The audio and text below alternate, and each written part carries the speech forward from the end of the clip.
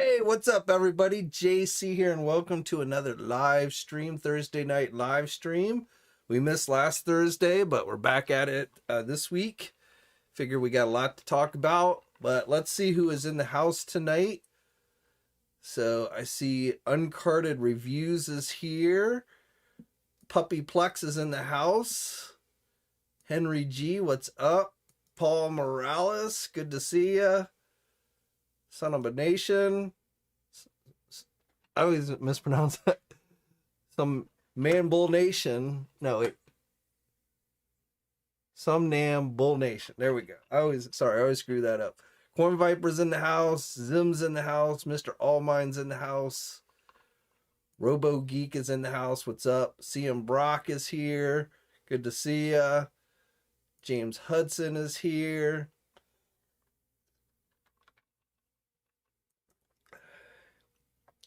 Jen Figs, the Mean King, is here. Julio is in the house. Godzilla Prime, what's up? Clay, seeing some new faces here, or unfamiliar names, I should say. Don't really see your faces, but Jason Cook's in the house. Patrick, Felix. All right, so it looks like we're pretty jam-packed tonight. So, from the title of the video, I thought one of the things we talk about tonight is Hasbro. Are they headed for trouble? And I think they are in some ways, not necessarily maybe the ways that some of you guys are thinking, because I think probably most of you watching tonight, you're thinking action figures and stuff. But, and I'm not saying it's smooth sailing on that front for Hasbro by any means, but Hasbro, if you've been watching the business headlines recently, or if you follow Dungeons and Dragons, I don't know how many of you guys out there actively play Dungeons and Dragons, or if you're into that scene at all, but Hasbro has really been pissing off. I mean, if you think action figure fans have been pissed off at Hasbro for high prices and windowless packaging, I don't think it compares nearly as much as Hasbro's been pissing off the Dungeons and Dragons folks with the changes that they've been trying to make, and just Wizards of the Coast in general. RoboGeek says Hasbro's gotten greedy.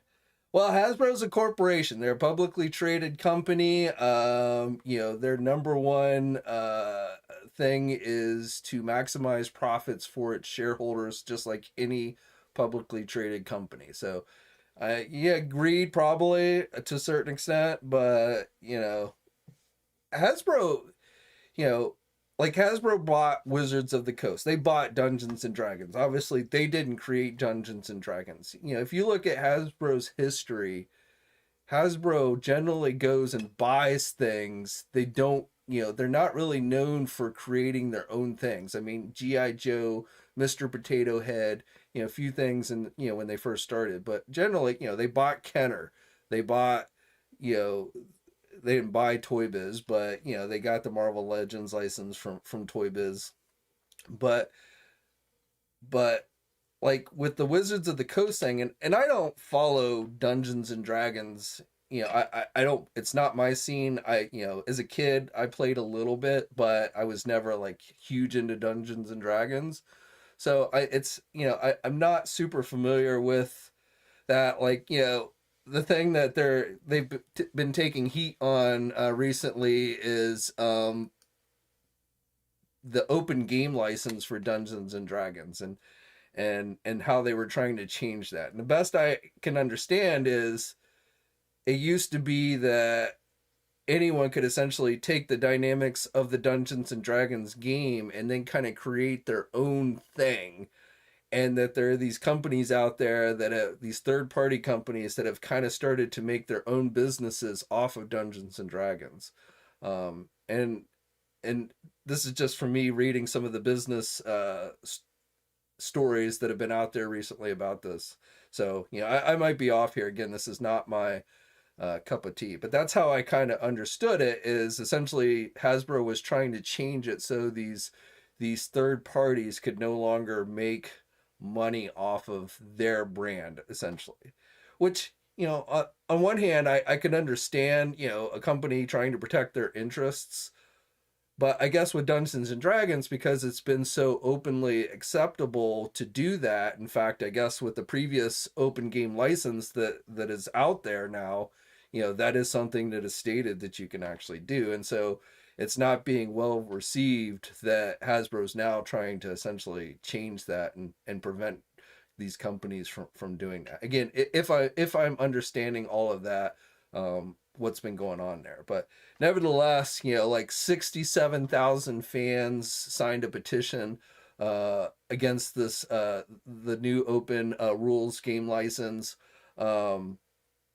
which actually forced Hasbro to kind of backtrack on that. I guess somebody had leaked it out that the new open game license that Hasbro was gonna unveil, and somebody leaked it out early, and that caused the revolt and everything. But unlike action figures, Wizards, as I understand it, Wizards of the Coast makes up something like 70% of Hasbro's profits these days. So the gaming stuff that Hasbro is involved in is much big. It's a much bigger piece of Hasbro's pie than like action figures.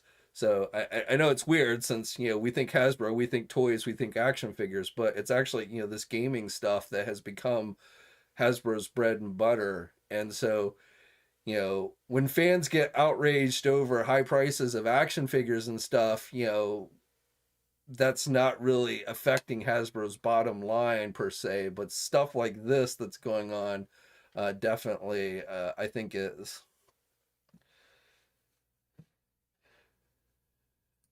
Corn Viper says Magic the Gathering is Hasbro's cash cow. And I mean, it was like a month or so ago that Hasbro was getting hammered for messing up Magic the Gathering, I believe. I remember reading the headlines about throwing out all these sets with these overpriced sets with all these cards, and kind of making like flooding the market with, I guess, what was rare cards or something.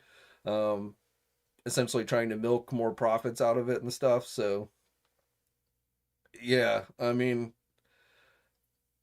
it's not surprising to me that Hasbro came in, bought something, bought it. And I don't even remember how long ago it was that Hasbro purchased Wizards of the Coast. I mean, it's been a while now, but it seems like just in the past couple of years, they've really been pissing off all the gaming folks out there. Lone Dragon says Transformers MTG cards piss. Oh, the Transformer Magic cards. Yeah, I mean, I watched the live streams where they announced those, but again, I've never played Magic the Gathering. I know very little about the game and how it works and all that. Chop says, yeah, I mean, board games are included as well, and I don't think they pissed off anybody in the board game realm as of yet. So I guess they're still good on board games,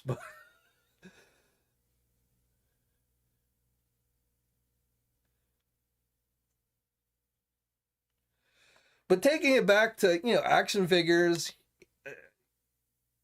I mean, I look at that Spider-Man figure that went up for pre-order yesterday, the PlayStation Spider-Man figure, and I was flabbergasted that that thing is priced at $35. I mean, I won't say I'm surprised, but I just there's no, I don't see how you would justify spending or that price. I mean, it's not the first item Hasbro's released that's pretty expensive and that you might argue is overpriced. I get that, but this particular figure to me is just so glaringly overpriced because it's a regular figure, and it doesn't have, it's not packed with tons of accessories. You get a couple extra webbing effect pieces and you get an extra pair of hands. So it's not a big size figure. It's not full with lots of accessories. I mean, like the Iron Man, the Proton Cannon Iron Man figure, that probably was overpriced too, but you got that big giant cannon at least. I mean, I just, but with the Spider-Man figure, you don't even get something like that. You just got this figure that should have been a regular release. And you could claim, well, it's a fan channel exclusive, so, you know, Hasbro's making it in smaller numbers, but I'm like scratching my head and I'm like, why is this a fan channel exclusive? And don't get me wrong, I like, you know, figures that help benefit, hopefully help benefit the small e-tailer businesses, and would definitely like to see Hasbro move away from, you know, the Targets and Walmarts and such. But obviously when they do these smaller release runs of figures, that does make them more expensive. And I'm like, this is a figure based on a marquee popular character, you know, other than maybe X-Men. I don't think there's a Marvel character that's more popular than Spider-Man. It is based on probably one of the most recent popular video game franchises for Marvel with the PlayStation Spider-Man games. It's based on a brand new game coming out this summer. So, you know, usually stuff like that is used to promote the property you know, the entertainment property it's based on. So, you know, you would think you'd want this figure out at Walmarts and Targets and such, helping promote the release of the video game, which is coming this summer. So to me, it makes absolutely no sense whatsoever that this Spider-Man figure is being released as a fan channel exclusive. If that's the reason why it's so much more expensive than a normal Marvel Legend, then I'm just, my question is, why did Hasbro go this route with the fan channel? Why wasn't this a regular release? And I don't get me wrong, I'm not one of those people. I've seen a lot of the comments on social media and stuff, how, you know, people are just like totally destroying the figure, saying like it's the worst thing Hasbro's ever made. I don't think it's a bad looking figure. I think it looks pretty accurate to the video game. It's not quite as nice as that Miles Morales one that they did in the Armadillo wave. It doesn't have the texturing on the suit and stuff, but it looks pretty accurate to the game. It is a newer, it's not a unique mold, but it is one of their newer ones with the pinless technology and stuff. So I don't think it's a bad looking figure per se. And if it was priced as a regular Marvel Legend figure, I don't think, you know, I wouldn't have a problem with it in any way. But it's just that, you know, it's over $10 more than what a regular Marvel Legend figure is being priced at these days. And of course, you know, regular Marvel Legend figures cost more than they used to. You know, they're running about $25 each now. And now they're trying to charge us $35 for this figure for no real reason. And it just, it comes off looking piss poor to me, because, you know, there are a lot of people that make the claim that Hasbro's just gouging its consumers, you know, that they're just, they feel like they can put anything out there and that collectors will just buy it. And I don't really buy into that, because I think collectors are smarter than that. I think most collectors have the ability to say, no, this is not something I need or want, and I'm not going to buy it. So I don't really buy into that, the collectors will just buy anything that Hasbro puts out there. But when you see something like this, it certainly kind of adds credence that that's how Hasbro seems to look at it. That Hasbro just thinks that you're going to buy it no matter what, and they don't have to put any real effort into it. So I don't know. It's not a, you know, I'm not going to sit here and say, oh, Hasbro's definitely price gouging us. They're, you know, this figure, you know, they've tripled their profits on this figure by raising the price so much. I'm not going to sit here and say that, because I don't know that for sure. I don't know what it costs Hasbro. I don't know what the, you know, if there's extra cost because it is based on you know, I don't know any of that. So I'm not going to sit here and say that, but I will tell you, it's not a good look for Hasbro. It's not, you know, if Hasbro couldn't release this figure so that it was basically $25 as it is, then they probably should have just passed on it. They probably should have just not released it. Or I would even say, give us the extra detail, throw in extra accessories, make it really truly like a deluxe figure. And even if that raises the price a little bit more, I'd rather have more for a little bit more than less at this price, because at this price, it's just, it comes off as way too high. And, you know, it just, like I said, it's not a good look to me. Blake's in the house. What's up? Anyone buying that Franklin Richards 2-pack? I'm gonna pass on that one myself, Blake. I'm not really. I've never read any of the comics with those characters. I mean, obviously, for me, Franklin Richards is always going to be the kid with the blonde hair, and I have the Toy Biz Franklin Richards, so I'm pretty happy with that one. But I didn't read the stories with the sister, and I didn't even know he had a sister, to be honest. And so that's a pass. But at least with that one, I mean, that one's priced at $50, so that is priced at a normal, two $25 figures would be $50. So at least with that one, it's reasonably priced. Again, for me, there's no personal appeal because I'm not familiar with the stories that they're based on. I don't the Fantastic Four figures that I currently have are not that colored suit. I didn't get the darker colored suit figures, so it doesn't even match up with the rest of the Fantastic Four team. So for that one, it's an easy pass. But that one, I think that's just personal preference of whether you like those characters or not. But I wouldn't sit there and claim that that one is overpriced. That one I think is fairly priced based on today's prices. We could get into a whole new discussion of whether figures should be $25 or not. But I think, honestly, I think that is truly, just where we are today in today's market with, the costs of materials having gone up and inflation and all that. I mean, McFarlane toy, I hate when people bring up McFarlane toys and they're like, well, McFarlane toys are $20 figures still. Why is Hasbro $25? Well, McFarlane figures are now $23. The regular figures are now $23, so they're catching up with Hasbro. But I also put to you that the McFarlane figures don't have the accessories that Marvel Legends do. They're not quite as well designed. A lot of those McFarlane figures have those terrible diaper crotches. I mean, I like DC Multiverse, don't get me wrong. I'm a fan of the line overall, but when you compare them to Marvel Legends and you start looking at the difference in price, I think there are reasons beyond what Todd told us in that one interview that he did with Sharnimus, where he was like, well, I'm a privately owned company, so I don't need to make as much profit. There might be some truth to that. I'm not saying he lied about that, but I'm saying there are other factors that were involved as well. Like he keeps the accessory count low on the figures, which keeps the cost down.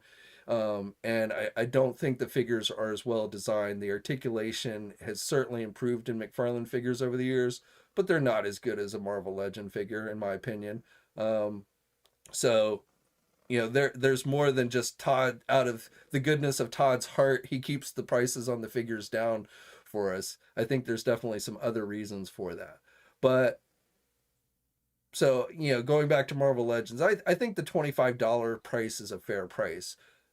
Again, based on today's market. But I really, when I see things like that Spider-Man figure and I see it for $35, really, like, the thought crosses my mind, oh, well, Hasbro's seeing these people buy these like $55, $65 Super 7 figures, and so they're testing the market to see if people will pay $35 for a Marvel Legend figure. I'm not saying that is the case, but I will tell you that thought crosses my mind when I see something like that. And it's kind of hard not to have thoughts like that cross your mind when you see it. Now, as far as Super 7 figures go, Super 7, I mean, there are differences, obviously, between Hasbro and Super 7 and the sizes and all that. But, I mean, and Super 7 certainly has its own faults and stuff, but you get a lot more accessories with the Super 7 figure than you do, than you're getting with this Hasbro Spider-Man figure.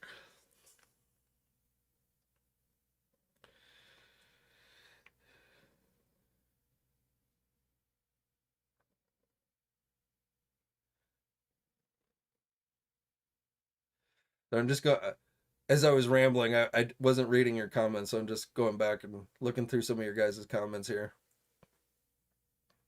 A Puppyplex showcase. Yeah, I mean, that Catwoman, that Nightfall Catwoman figure that looks like she's got some junk in her trunk. I mean that just ruined that figure for me. I mean, that diaper crotch just looks so bad on that figure, and some look better than others. And I mean, and McFarlane has some. I mean, like the Calabac figure that went up for pre-order this week. That figure looks gorgeous. That is a figure that I am definitely adding to my collection. And he definitely has home runs like that figure that he puts out. but he also has some real lemons in that he puts out as well.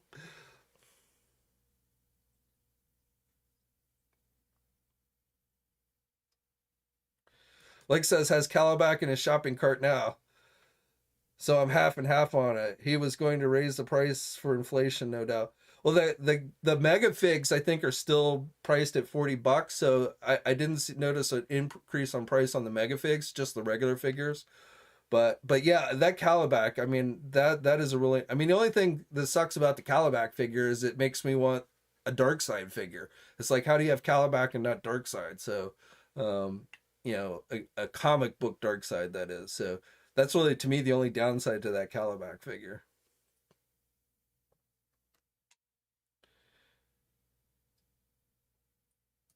Rashid says at this point, consensus seems to be don't buy it for $35, much like the original. It's going to 100 plus in about 2 years, maybe SH. I agree. I mean, it. So that's the thing. So I'm sitting here telling you my thoughts on that Spider-Man figure, that I don't think it's worth $35. Um, but I'm also not here telling you not to buy the figure if you want it. If you think it's worth paying $35 for, then by all means, and you've got the $35, then by all means go ahead and buy it. And I'm not going to really think any less of you if you buy it. I'm not here to tell you not to buy it. Again, I think collectors are smart enough to be able to determine what they want and what they should buy and what they shouldn't buy.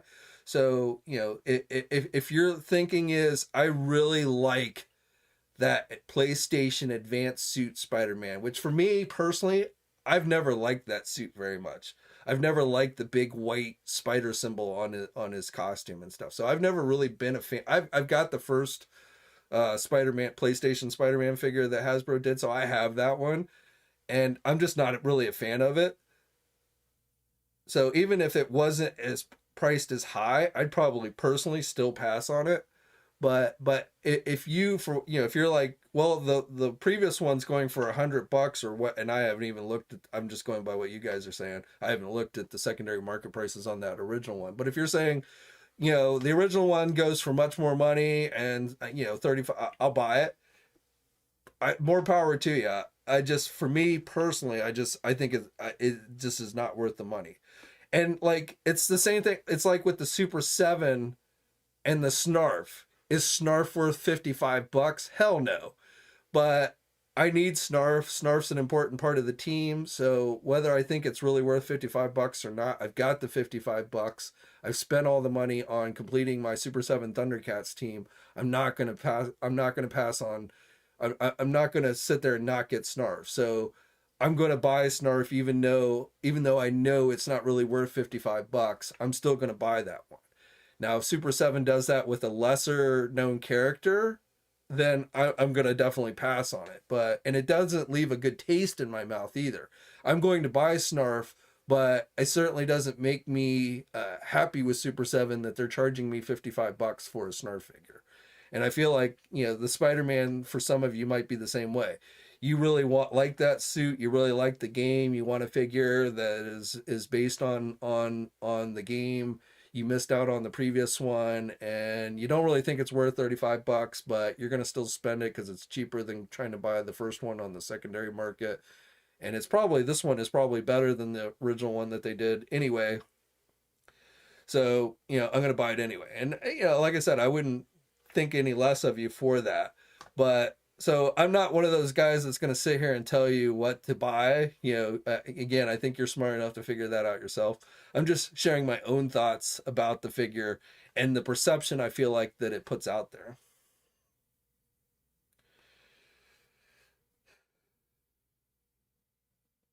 Uncarded reviews. Marvel Select Titanium Man action figures. Bigger looks, but that Titanium Man is an awesome figure. I don't like most of the stuff Diamond puts out. I'm not a huge fan of, but there are a few rare exceptions. That Titanium Man is definitely one of them. That is a great figure, and it goes great with the Marvel Legend figures because he's a bigger character. Say Red Centurion Iron Man Marvel Select figure, that is that blows the Marvel Legend Red Centurion Iron Man figure away. So those are, I highly recommend those. If you can get your hands on those, I highly recommend those.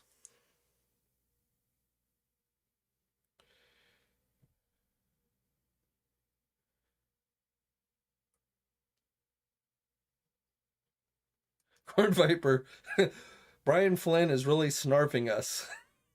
I like that.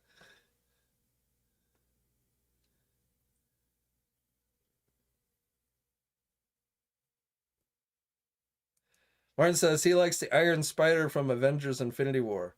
Yeah, I like that one. I got that one.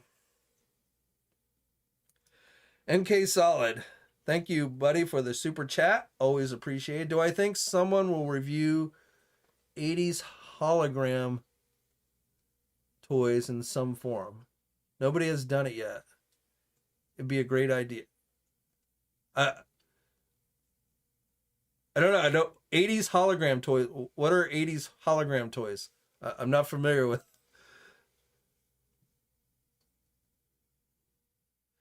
Blake said, yeah, either Hasbro or Diamond Select. I wish somebody would give us a classic Crimson Dynamo.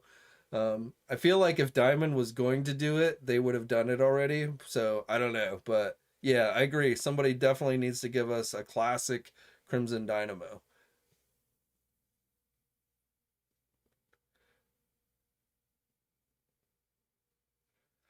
3M. When you're talking retro, I'm assuming you're talking about the 6-inch figure. So again, 24.99. I think that is pretty much the going price for Marvel Legends.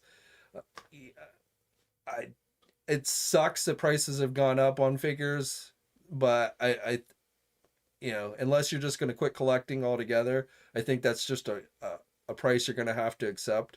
I got if we're talking about the 6-inch X-Men retro figures, like I've got coming from Big Bad Toy Store, which should be here on Friday. I've got the long shot figure, even though I got the long shot in the box set. I've got that coming, which Hasbro. Basically, I've got two long shots now.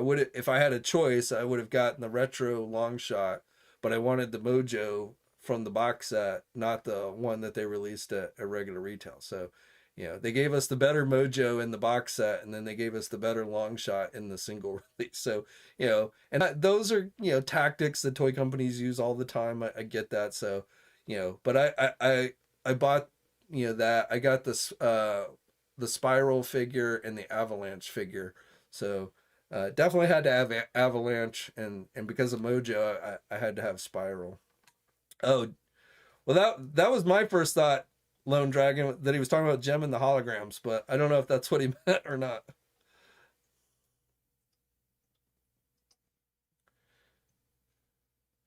Corn Viper says, "Where are Gem and the holograms?" So they did some like limited edition collector ones. I think it was Hasbro that did them, or some company that Hasbro hired that did them.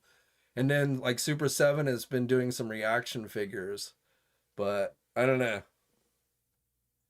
Nacelle Company just announced today that they're bringing back Biker Mice from Mars. So if you're a fan of that property from the '90s, apparently it's going to get a new cartoon and toy line from the Nacelle Company.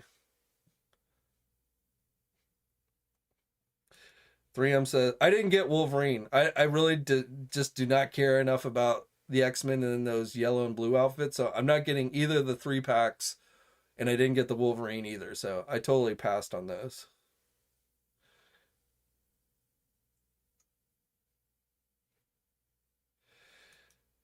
JW picked up the last pack of Snake Eyes and Timber from his local Target just for the Timber.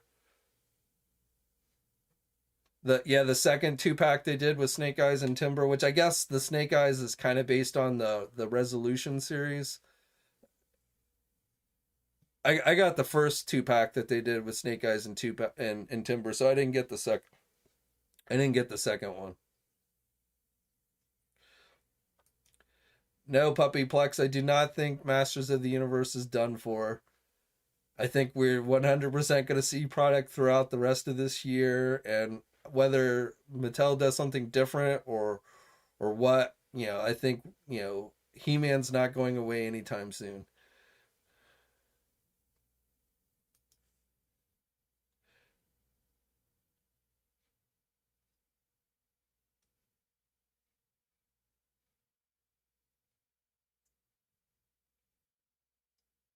Hank says Wolverine is worth it just for the head sculpts.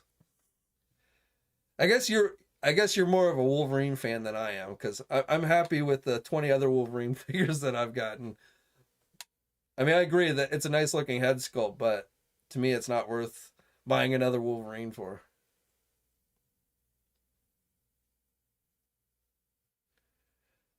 The Watcher. I don't know. Yeah, I'm still waiting for Hasbro to reoffer that X-Force 3-pack with the Richter that I got screwed on when Disney canceled all their orders and Hasbro Pulse was sold out of them. So I don't know.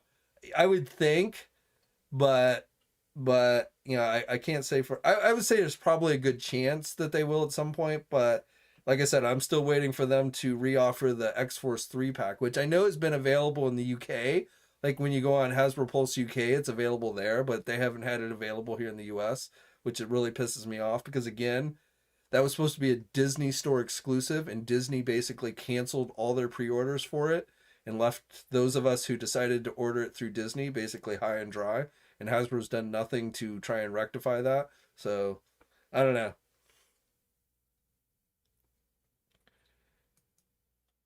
Lone Dragon Crimson Guard came in the mail today. Awesome figure. Love the Crimson Guard classified figure.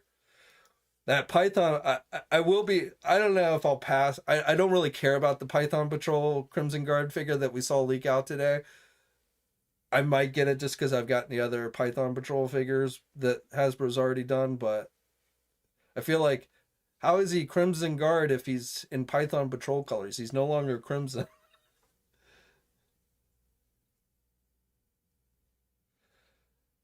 Soulcraft. Supernaturals or Visionaries? I think Hasbro does have the license for Visionaries. At least they did a couple years ago. I don't know about Supernaturals. As far as reviewing old toys, I mean, I think there are guys out there that do that, but whether they've anybody's reviewed those specific ones, I don't know. But I'm not sure we'll see I mean, you never know, but like I said, we're getting biker mice from Mars again, so who knows? Anything's possible.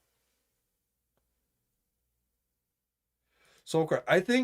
I do not think Disney filled one single order of those X Force 3-packs. I think they canceled everybody's pre-order, and the only people that got those are the people who bought them through Pulse. So I've not heard a single person that ended up getting their Disney, you know, who pre-ordered it through Disney, getting that X Force 3-pack.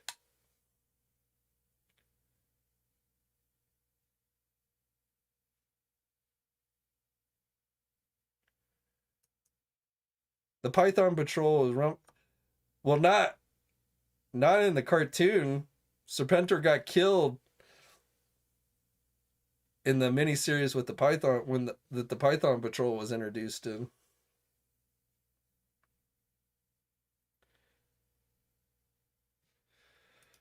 What's up, Daniel? Just got here starting from the beginning. I'm interested in what's ahead. Hope everyone's having a nice night. Thanks for joining, Daniel.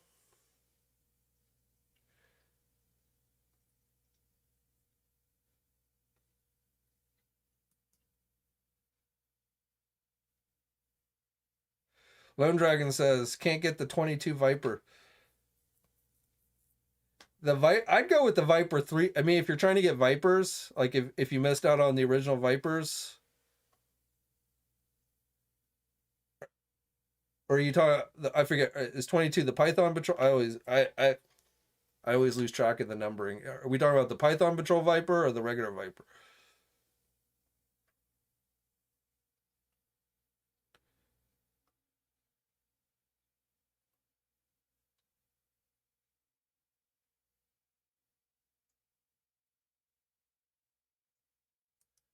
Henry G. The X Horse set went up for pre-order on the Shop Disney website. I don't think physical stores ever got them, but it was available for pre-order on the Shop Disney website. And it was announced when Hasbro announced that set they announced it as a Shop Disney exclusive that Hasbro Pulse would have a few available to essentially premium Pulse members. So if you wanted to pay an extra $50 to get it through Pulse, they made a few available there. But it was billed as a Disney store exclusive, and then Disney went, after like months and months after Hasbro Pulse fulfilled their orders, months and months later, Disney came out and they canceled all their X-Force 3-packs. The people who had pre-ordered it. And to me, that's really scummy because, first of all, Hasbro should have made sure that the people that pre-ordered it from Disney got first dibs since it was a Disney store exclusive before they filled anything through Hasbro Pulse. And don't even get me started on these toy companies and their stupid stores that are trying to undercut the small e-tailer businesses. Hasbro Pulse, McFarlane's Toy Store, I do not support in any way, but I'm not going to get on that. I'm not going to get on that rant tangent.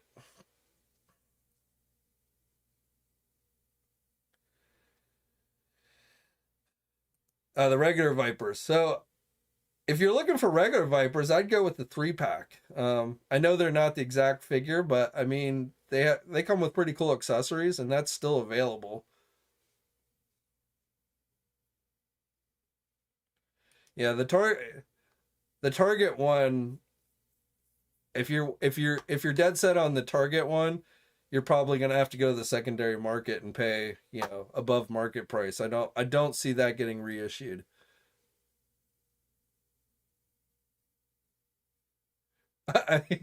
Yeah, rub it in, John. Yeah, I know. I've seen UK. I think it's still in. Like if you go to Hasbro Pulse UK, I think it's still in stock there.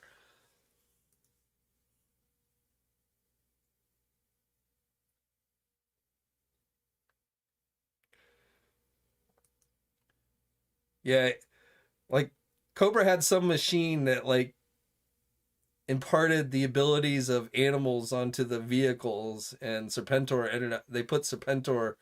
They shot Serpentor with the machine, I guess, and turned him into a lizard. Cobra Commander's revenge for being turned into a snake after the movie.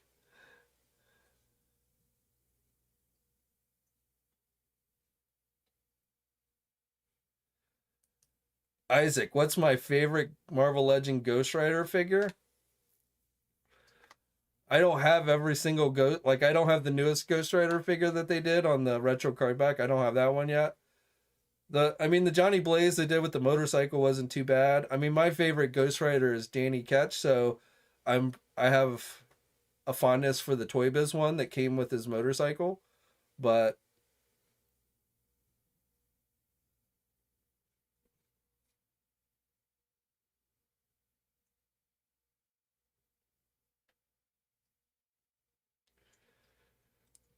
like I don't really want to pay above and beyond. I appreciate the offer, but I mean, and it's not like even.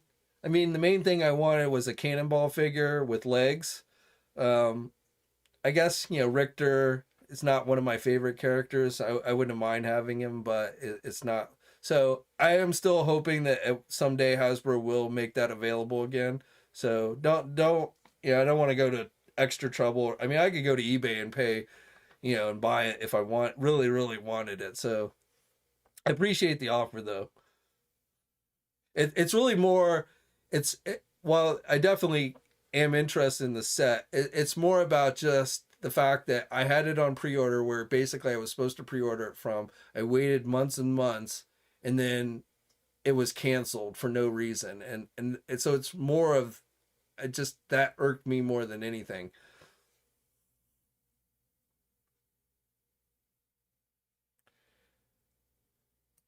Toy collecting is really bad for the environment. Only if you burn your figures, man. Burning plastic's horrible for the environment, so don't burn your figures. But otherwise, I think the environment's okay. Especially since we don't have plastic on the actual packaging anymore.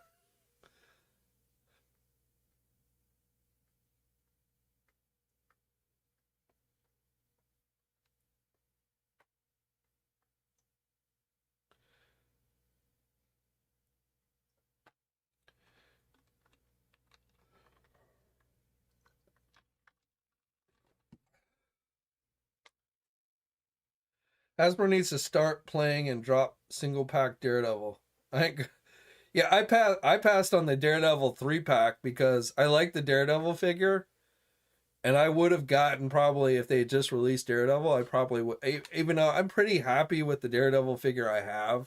So it wasn't like, oh my god, I've got to have it. But if they had released that Daredevil figure from the 3-pack as a single release, I probably would have gotten it. But I had no interest in the other two figures in that 3-pack. So it wasn't worth paying the money for that 3-pack just to get the Daredevil figure. So I passed on that one.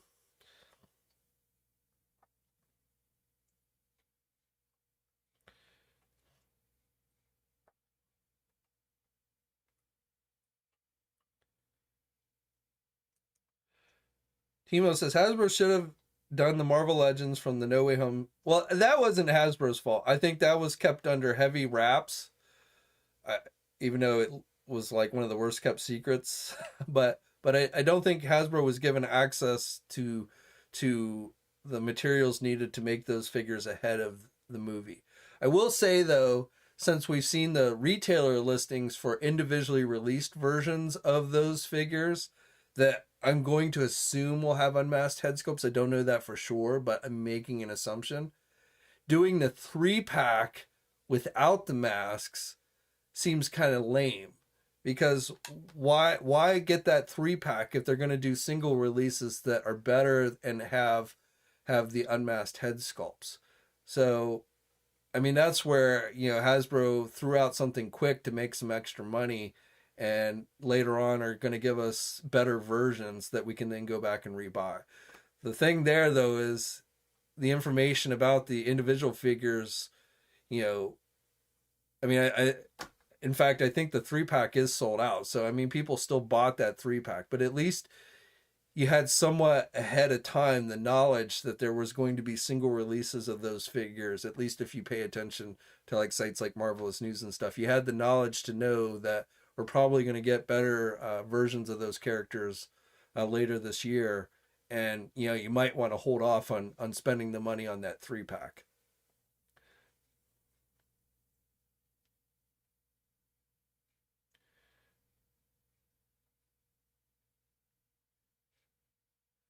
Isaac, does anyone think Ant-Man 3 looks good? I don't think it looks bad. The most exciting thing about it is it's setting up Kang, which is finally a villain, a main bad guy like Thanos that we can kind of like work our way up to and get excited about. But I haven't seen anything in the trailers that looks bad. Well, okay, I take that back. The MODOK with the human looking face looked kind of bad, but I guess that's was Yellow Jacket. That face was supposed to be from Yellow Jacket, as I understand it. But I'm not. I'm not. I don't think I haven't seen anything that looks super bad about Ant-Man 3. But I'm also at this point not like I'm not like on the edge of my seat waiting for the movie to be released either. But again, because it is our first real kind of setup for Kang, that's the most interesting thing about that movie. Yeah, I agree with you, gaming that Kang it will basically carry that movie.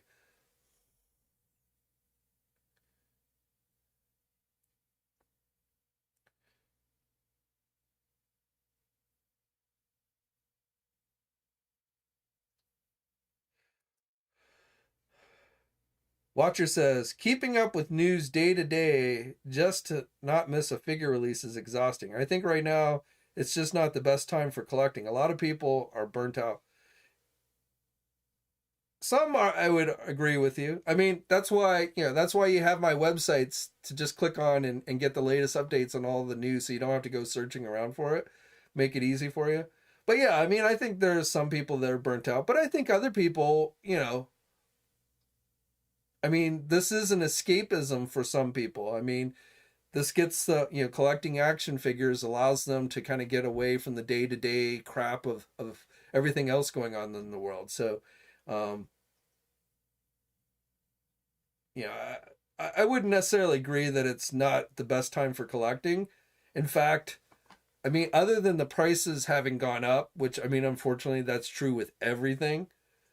there are a lot of cool things that have come out in the past year or so, like stuff that, I don't think we, 5, 10 years ago we would have ever imagined getting. Um, so in some ways, again, like high prices and stuff, it sucks, but in other ways, it's almost a golden age of action figure collecting, because we really are getting a lot of stuff made specifically for collectors that I don't think we would have gotten 10 years ago. Corn Viper collection can become an, yep, just like with anything, 100%. Um,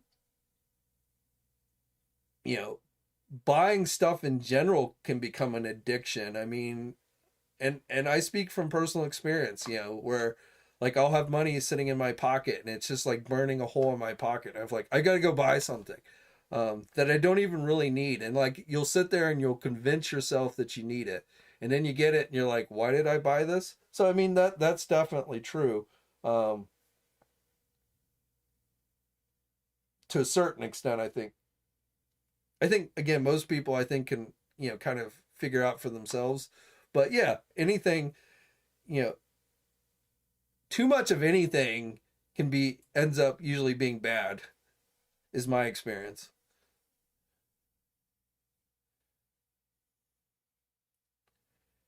And I know, and I mean, like I said, a lot of people collect for different reasons. Some people collect for value. I mean, there are people who buy stuff thinking it's going to be worth something. And I mean, that's fine. It's not why I generally collect, but I mean,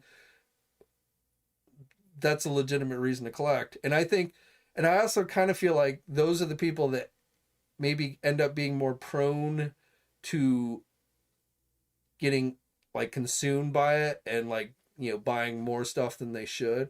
And I speak from experience, because I speak when I was a kid in high school and stuff, and I would buy and I collected comic books, and I would buy 2 copies of every comic book because I thought they were one day going to be super rare. Or even action figures, like the old Toy Biz 5-inch figures, I would buy one to open and one to keep on the card back because I thought they were going to be rare or something. And so I think there's that element when you start collecting something and you think it might be valuable, you start trying to buy up, and then you get all the variant, like with the comic industry, that's when they started doing all the variant copies and all the different number ones and all that bullshit. And they're trying to get you to buy more and more. And so I feel like if you're collecting for that reason, and again, there's nothing wrong with it, but I feel like that can make you more susceptible to buying things that maybe you wouldn't otherwise buy and maybe shouldn't be buying. Michael, no, I mean, not really.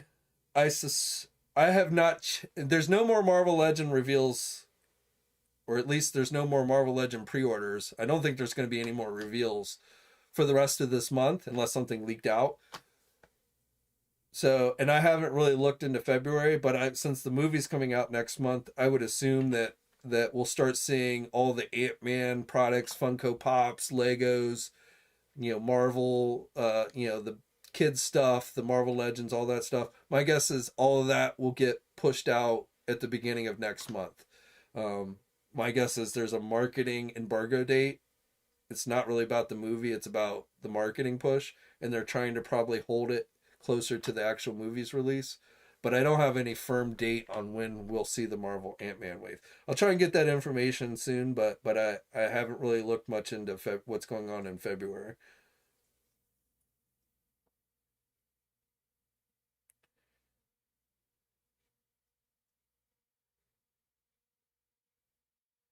Pablo says it's getting tough to collect for myself. I've had to cut back on a lot. Currently, just collecting Masterverse Origins has. Yeah, I've cut back. I definitely don't. I buy. I don't buy a lot of Star Wars these days. I've almost completely quit collecting vintage collection Star Wars. I still pick up a few Black Series here and there. I've cut back a lot on the Marvel Legends stuff. I don't buy nearly as many Marvel Legends these days as I used to.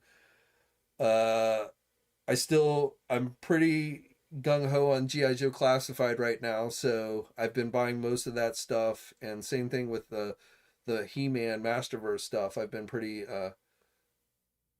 buying most of that stuff. Though, like, there's definitely some stuff that's coming up that I may end up passing on. So I am definitely getting more choosy. I've cut back like on the NECA turtle figures. I'm not collecting those that heavily these days. Um, so yeah, I've definitely cut back, and it's a combination of things. It's space, you know, the more and more stuff you buy, the less and less space you have to display it. And I've definitely gotten to that point that if I don't have a place to display something, I don't see much reason to buy it. Because if I can't enjoy it, if I can't look at it and have it out to see it, if it's just going to sit in the box in a shelf someplace, then I don't see much reason to buy it. So if it's something I don't think I can find space for, then that definitely generally makes me less prone to want to buy it.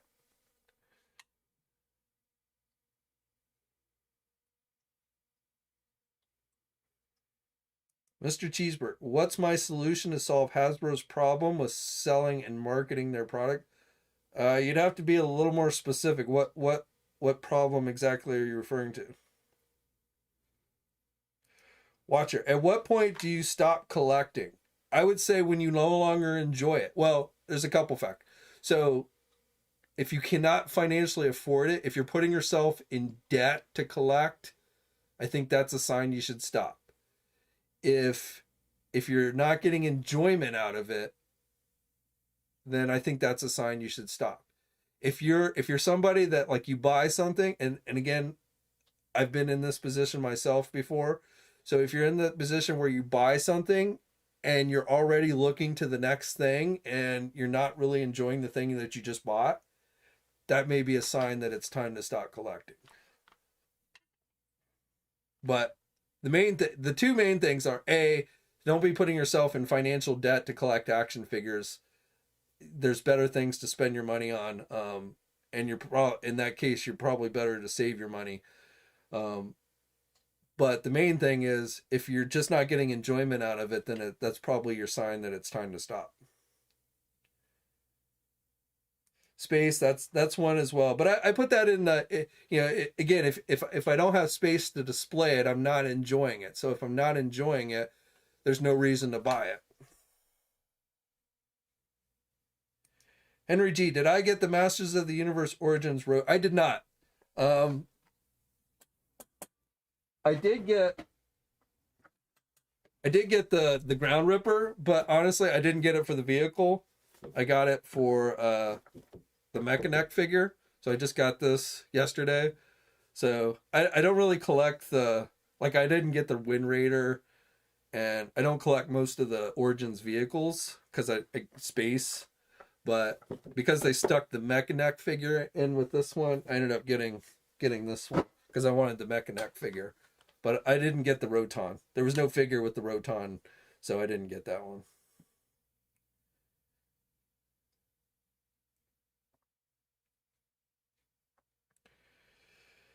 Isaac, do you play with your toys? I guess you'd have to define what you mean by play. Do I play with them like I did as a kid? No. But I enjoy posing them, displaying them, taking pictures of them. I mean, some of that has to do with my job, but I look at action figures really no differently than somebody who collects artwork. I collect them to and I mean, again, people who collect artwork collect it for different reasons. Some people do it purely for something that's valuable, but I think a lot of people do it because they enjoy it. They want to look at it and enjoy it. So that's me. I like displaying it. It's why I have a room like this set up, because I like to sit in here, whether it's working, watching TV, or whatever, and I just like to be able to take in the action figures and look at them and what have you. So to me, I collect more for like their art pieces more than toys like that. So, but like I said, I like to pose them at times and things like that. But no, I do not play with them like I did as a kid, when I sat down and played out GI Joe or Star Wars or what have you.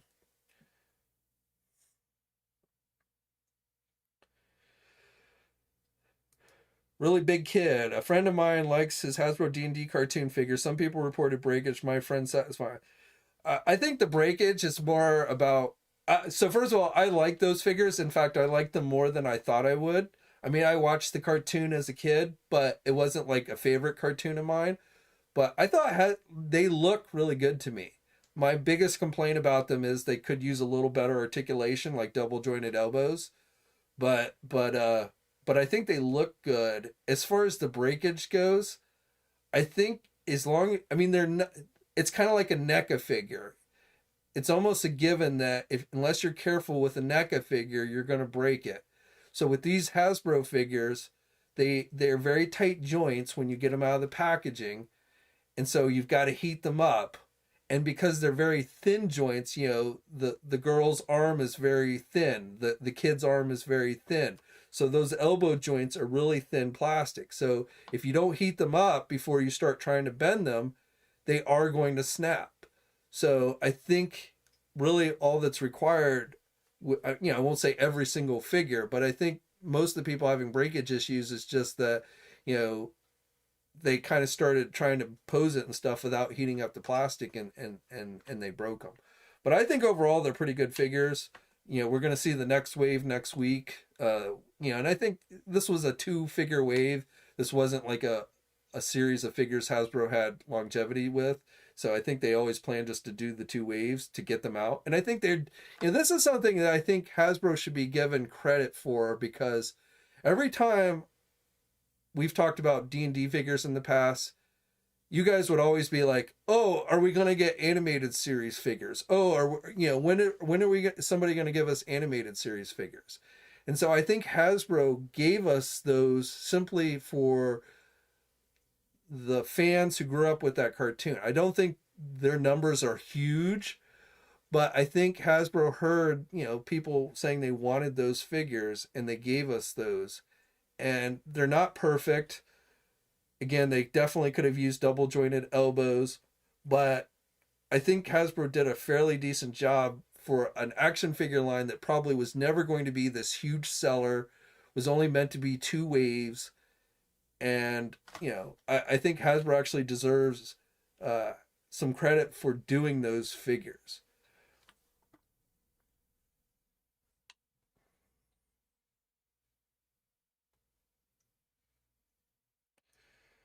Gnarly. In a perfect world, should we have to? Probably not. But unfortunately, with a lot of companies, it is required. Like I said, if you don't do that with a NECA figure, you're almost guaranteed of breaking it. So, in the case of these particular Hasbro figures, yeah, definitely, I think you want to take a hairdryer to them and loosen the joints up. As I said, in a perfect world, should you have to do that? No, but it's not that difficult to do. And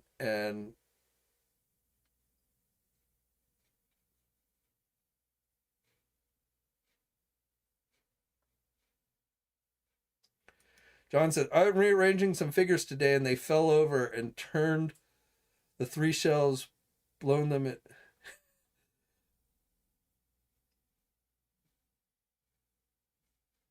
Oh, had all 3 shells below them. Yeah, I've had that happen. Like, a lot of people, like when I do like the room tour videos, and people are like, why are your figures mostly in static positions? Well, the main reason is space, because when you pose them out on the shelf, they take up even more room. But the other thing is, and the reason why I don't dust my figures that often, yes, my shelves are somewhat dusty, is because I hate the worst thing I hate is I love looking at them, but I hate when you go in and you try and you want that figure that's like in the middle of the shelf, and you're trying to slowly pick it up, and you end up knocking another figure, and it falls over and knocks over the next figure next to it, that knocks over the next figure to it, and like you say, it's dominant. You get that domino effect. I hate that.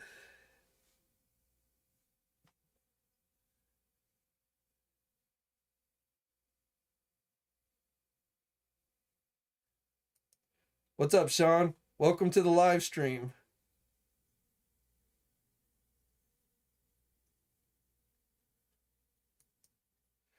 Ace, I've not had any breakage issues with the GI Joe Classified. Well, not breakage. I will say, like the Zorana figure, the arm pops off at the bicep. It pops off easy. I mean, you can pop it right back on, so it's not broken, but it does pop off kind of easy. And then, like, I think it was the Dusty figure where kind of you get some gappage there at the bicep swivel. So the only figure though where I've had not breakage but just like really annoying is the Lady J figure because her legs will not stay together. They constantly under the weight of the figure spread apart, and so she falls over all the time. So the Lady J figure, while I think doesn't look bad, is probably the most annoying GI Joe classified figure I have.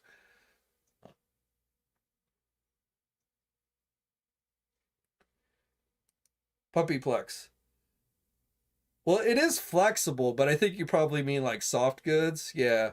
I mean, he's not you yeah, it would have been cool if we'd gotten his horse, but there's no way you could get that Vanguard figure on a horse, so because of the robe. So,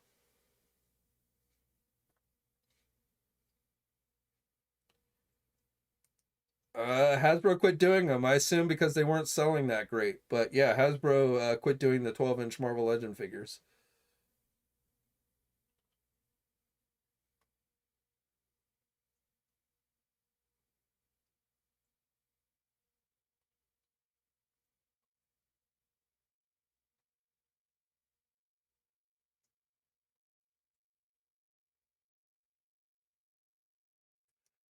Bumblebee says Sergeant Slaughter has some long wrist pegs, which snapped.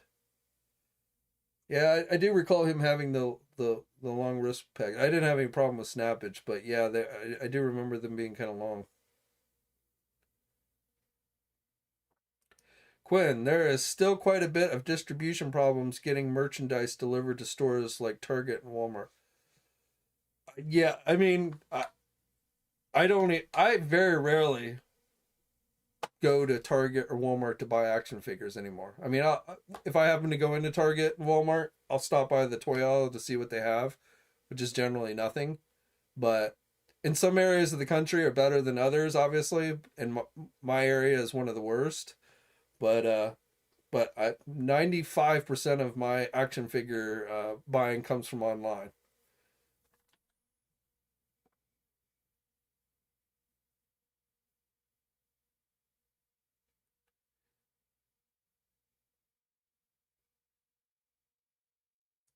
What's your one? You mean you want to see a Storm Shadow based on that early classified artwork where he had the big long tattoo on his arm? I like that. I don't know if I really care about the tattoo, but I actually like the look of that Storm Shadow. So I wouldn't actually mind seeing if Hasbro do that version at some point. I don't know if they will, but I wouldn't mind seeing it.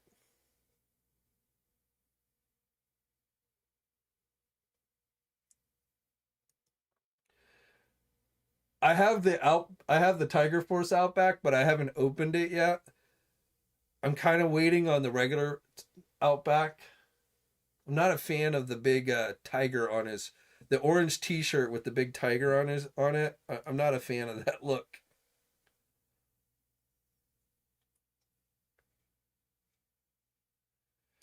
Blake, I don't think from the cartoon. I don't think so. I mean, we're getting the rest of the team, so the next going up for pre. I don't know if you caught my. I don't know if you're watching my news videos, Blake, but next Wednesday we're gonna see the remaining three kids go up for pre-order.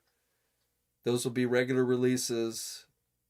I don't know if there's going to be another like Target exclusive like the Vengar figure, but I suspect it's going to be the demon guy if they do.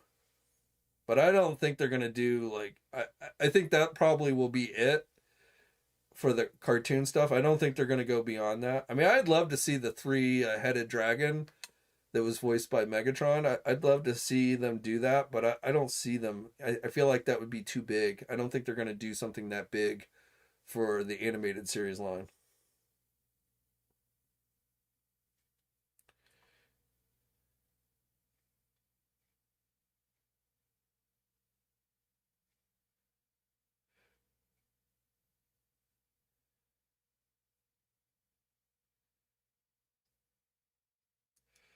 Yep, those 12-inch Spin Master Flash movie figures.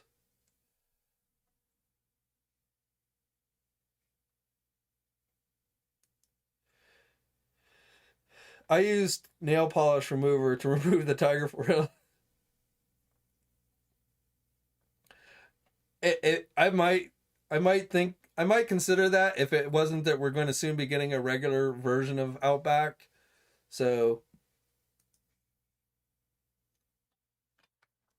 I haven't decided what I'm going to do with my Tiger Force and Python Patrol figures. I have not opened any of them yet because shelf space is a little bit limited. I was even on the fence of whether I was even going to get them. Like, I got the first three originally because I thought it was going to be a while before I knew we were going to get a regular. The moment I saw the Tiger Force Outback, I knew we were going to get a regular version, but I didn't know how soon. If I had known when I pre-ordered that figure originally that we were going to get like a regular version of Outback in the next couple of months, I probably wouldn't have gotten the Tiger Force one. But and same thing with Bazooka. I mean, we're getting a regular Bazooka, so and I prefer the orange shirt on Bazooka as opposed to the white shirt. I like the Recondo figure. I actually like the colors of the Tiger Force Recondo figure better than his normal colors. And they have not yet announced. I'm sure we'll get one at some point, but they've not yet announced a regular Recondo. So I actually, out of all the Tiger Force figures, Recondo is probably my favorite. Bull Nation says he's waiting for the real Recondo. Yeah, like I said, I actually like the colors on this Tiger Force Recondo a little better than the regular version.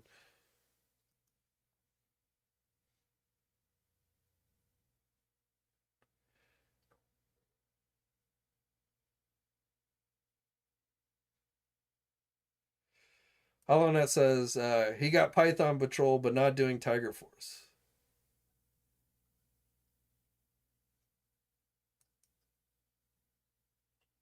Bazooka, yeah, his shirt, the regular version of Bazooka's shirt is orange. The Tiger Force one is white.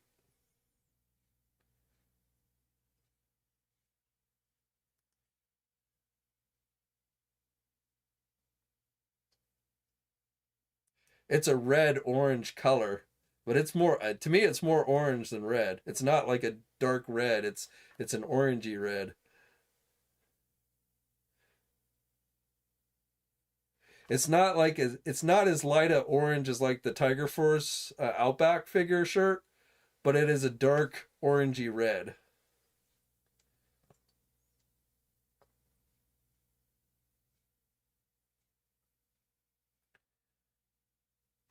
To me, red is like the Crimson Guard figure, and it's not that shade of red. It is red, but it's like red with a tint of orange in it. And especially if you like look at the cartoon, I think it was more orange than red.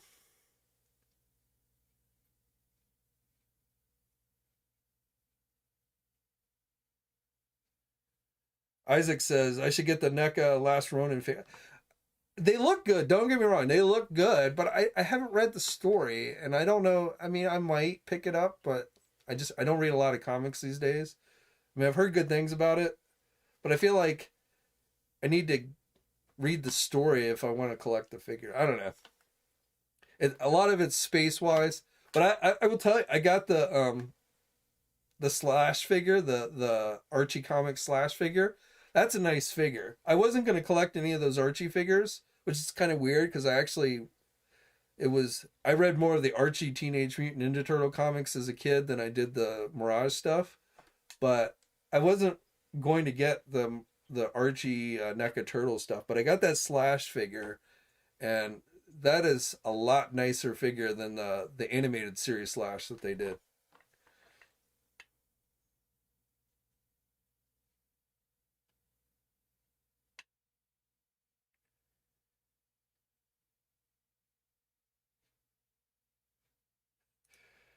Well, I will tell you the Outback looks much old. The classified Outback looks much older than I remember Outback looking in the original line. So yeah, I think he's aged a little bit. Fingers with one man's orange is another man's red. Yeah, like I said, it's not pure orange, but it's red with a tint of orange in it.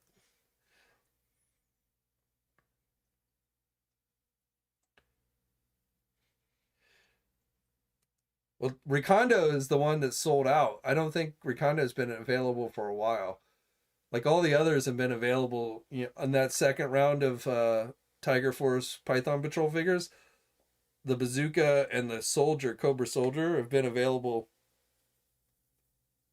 since they initially went up. But I think everybody and I mean, coincidentally, Recondo's the one figure so far that they haven't announced the regular version of. Again, you know they're going to do a regular version of him sooner or later, but it's the only one they haven't announced. They've announced a regular Bazooka, they've announced a regular Outback, so I think that's why he's been more popular, because people are like, oh well, this might be the only way I get Recondo, so I'm going to get this one.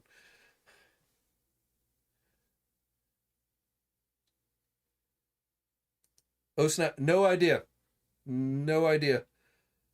Um, I can't even think of what Transformer would even look good. Though I gotta be honest, I felt like the Thunder Machine as Soundwave was kind of a weird choice, being that the Thunder Machine as a vehicle is mostly red. I mean, it's got blue on it, but it's primarily red, and Soundwave has no red on him. Soundwave is almost all blue, so I felt like that was a weird choice to mash up those two. So I really have no idea what the Thunder tank or what the Triple T tank would be, what transformer it might transform into.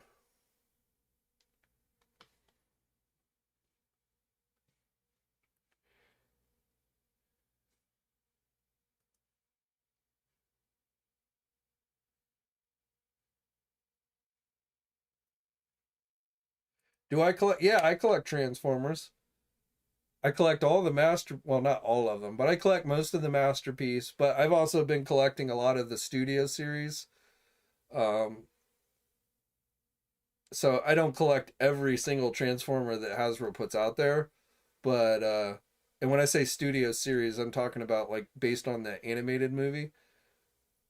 I don't collect any of the stuff based on the newer movie, the live action movies. I hate those designs, so I don't collect any of those. So I'm a G1 Transformer fan through and through. So pretty much all my Transformers, the ones I get, are based on G1 characters. I've got the Omega Supreme that they did a couple years ago. That's a great figure. I've got the Jetfire figure that they did. That's a great figure. I've got most of those combiners that they did for the Combiner Wars. I'm waiting. I've got one more a Stunticon to get from the recent, you know, series that they've been doing for the Stunticons to complete Menasor. But yeah, I collect Transformers, but again, I mostly stick with stuff based on the original G1.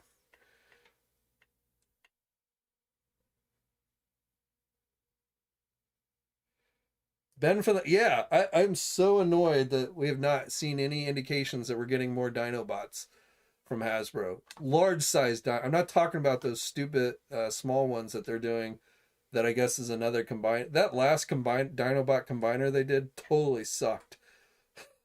So, but those larger Dinobots that they were doing for the Studio series, you know, from the those were awesome. Jason thinks Triple T will be Hound. Maybe I could see it being like Cup. Maybe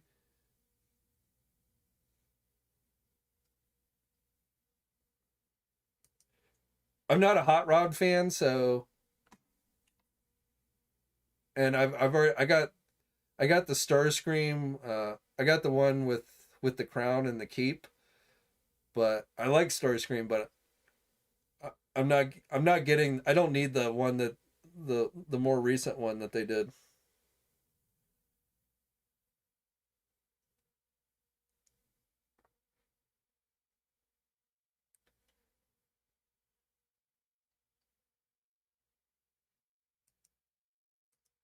RoboGeek. I've seen. I know there were listings, but I mean those actually leaked out last year, if I remember. So I don't know. I hope we get Snarl. We need Swoop as well. Yeah, they got to give us Swoop, but I hope Snarl ends up getting put out there. But they switched to those small Dinobots, And I'm like, yeah, you need to finish out these regular ones first.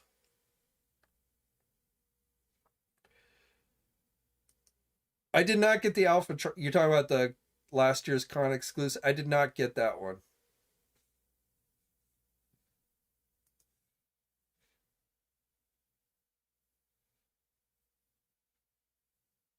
The Alpha Trion and Orion packs 2 pack.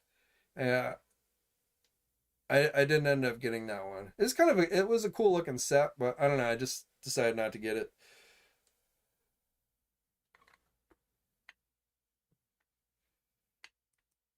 Lone I haven't seen the upgrade kit, but it must be a hell of an upgrade kit if it makes that figure look any good. Because that and I was excited when they announced that Dinobot combiner, the first one from the Combiner Wars. I was excited for it. I was like, oh, this is gonna be cool, and it really sucked.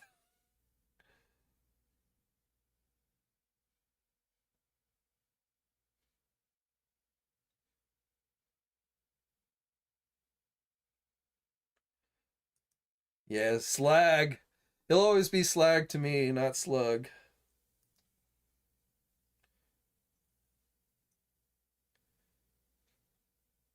I don't really ever. It doesn't bother me when they rename characters like that because I don't care what they officially call it. It's like Boba Fett's ship. You can call it whatever you want on the packaging. To me, it's always going to be Slave One. So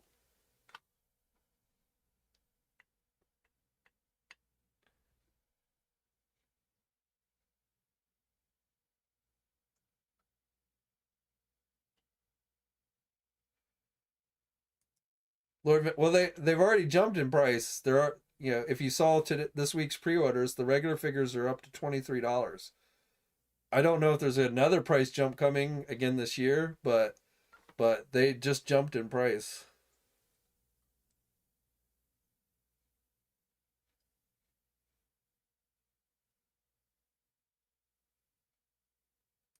Yeah, I know why they renamed him, and that's fine. But again,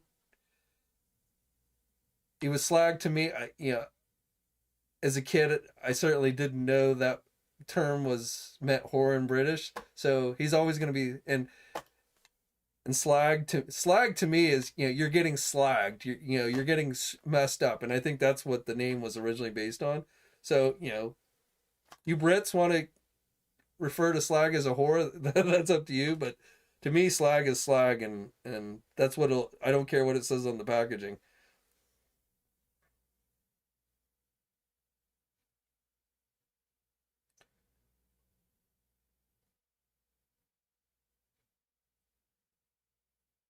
The met not this newest Menosaur, but the one they did before with the combiner, that was not a very good fit. The individual Stunticons were pretty good, but as a combiner Menosaur, I did not like that one either. I like this new Menosaur much better. That's why I got it. Though, like I said, I'm still waiting for the last one.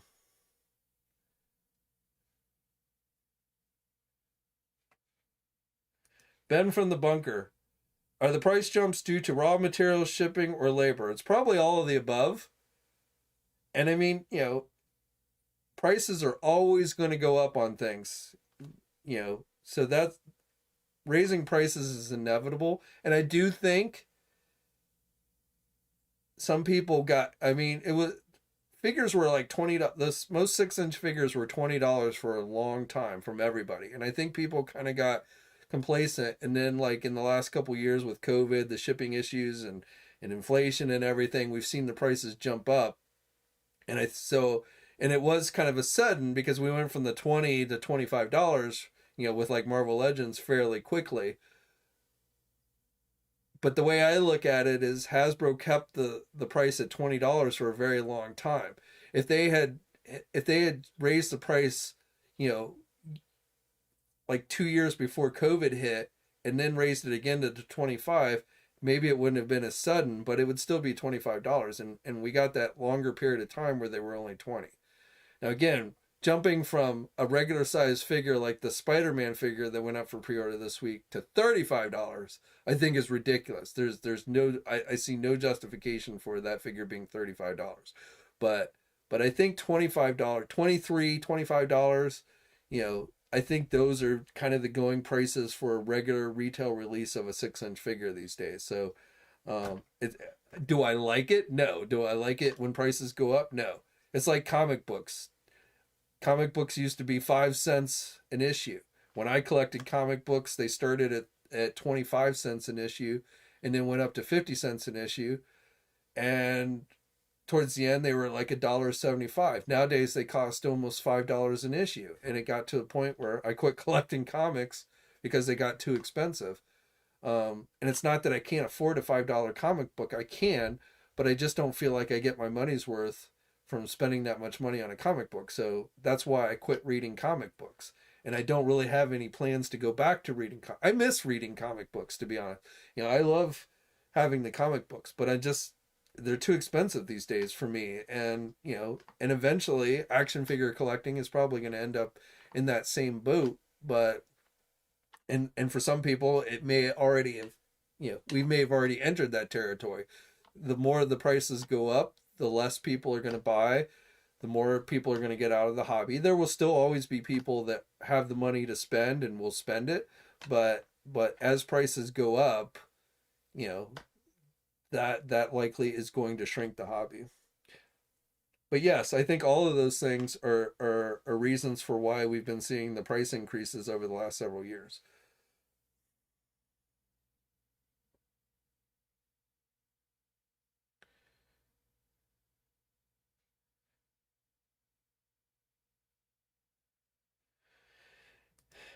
And yes, Lone Dragon, there might be some greed in that. Everybody wants to make money. Everybody certainly wants to make profit. So, but generally, again, maybe, again, I won't even go with the Spider-Man figure that's greed, but I definitely would say, somebody who makes that claim that Hasbro's just being greedy with the $35 Spider-Man, there's certainly more credence to that, which is why I go back to saying it's not a good look for them charging that much for that figure. But as far as the $25 price, I just think that's just the price. Again, you could say, well, McFarlane's are only, were $20 longer than Hasbro's, and now they're only 23. They're still not 25. That's true, but again, you're lucky if you get one accessory with a McFarlane figure. So there are differences, and there are reasons why the prices are still cheaper on the McFarlane stuff. Who's my favorite Transformer character? I generally like the Decepticons better than the Autobots. So Soundwave was always one of my favorites. I always liked Starscream. I always thought he was cool. I liked the Combaticons. The Combaticons were probably my favorite combiners. Autobots, I know it's kind of a weird one, but Omega Supreme was always one of my favorite Autobots.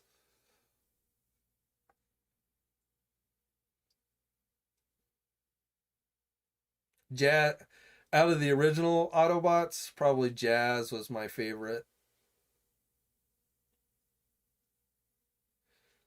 Jazz and Cliffjumper.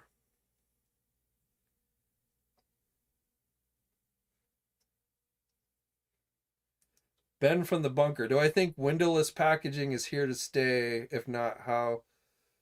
Well, is it here to stay with Hasbro? Yes. I don't think Hasbro will go back to the plastic packaging. Will every toy company follow suit and go to windowless packaging? I don't know. Maybe. Um, but I don't think Hasbro will go back to window pack. At least, I mean, they still do some window packaging. They still have their retro card figures, so those continue to have plastic, continue to have the windows.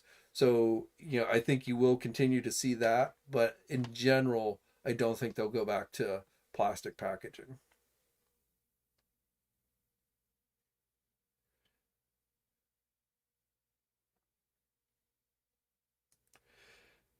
Karmakura at least had a good number of accessories, so that's still kind of a high price. I agree, but also Karmakura is a very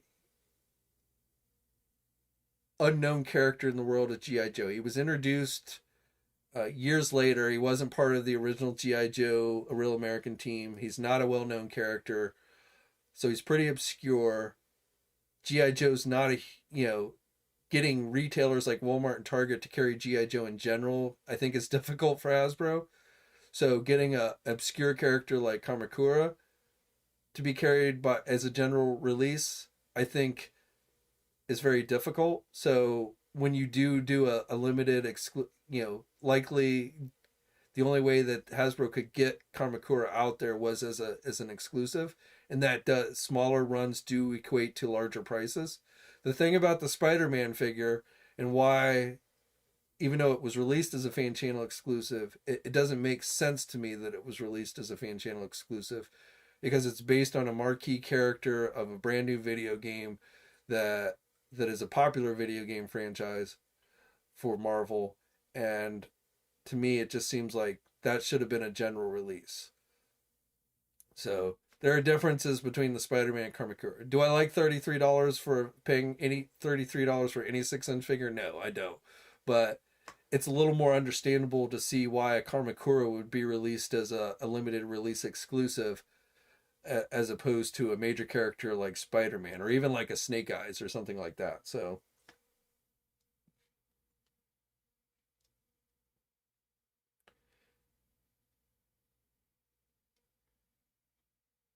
and the Kamakura had a fair amount of accessories with it.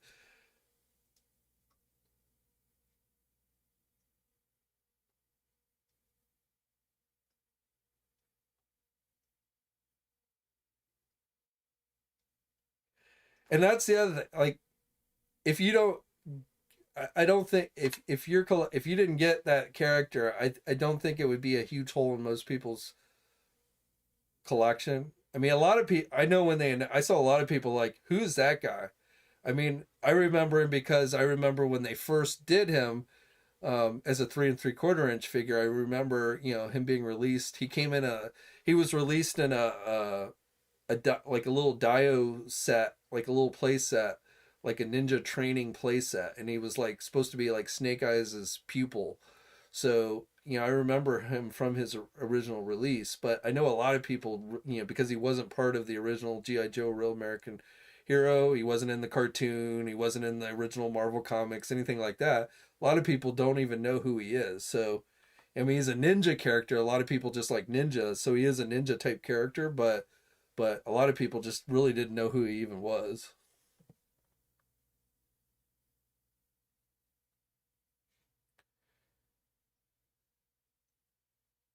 Charlie says we need a better Duke figure. I wouldn't mind seeing Hasbro go back and redo another Duke and Scarlet. I actually would rather see them. I'd rather see them go back and redo Scarlet than Duke.